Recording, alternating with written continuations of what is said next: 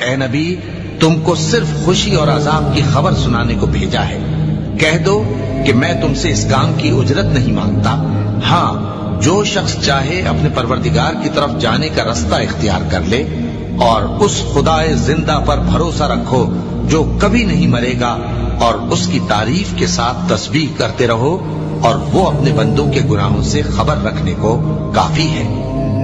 وہی جس نے آسمانوں اور زمین کو اور جو کچھ ان دونوں کے درمیان ہے 6 دن میں پیدا کیا، پھر عرش پر جلوہ افروز ہوا۔ وہ جو رحمان یعنی بڑا مہربان ہے، تو اس کا حال کسی باخبر سے دریافت کر لو۔ اور جب ان کفار سے کہا جاتا ہے کہ رحمان کو سجدہ کرو، تو کہتے ہیں اور رحمان کیا ہوتا ہے؟ کیا جس کے لیے تم ہم سے کہتے ہو ہم اس کے آگے سجدہ کریں؟ اور وہ اس بات سے اور بدکتے ہیں۔ چونکہ آیت سجدہ تلاوت کی گئی ہے، لہذا سامعین پر سجدہ واجب ہے۔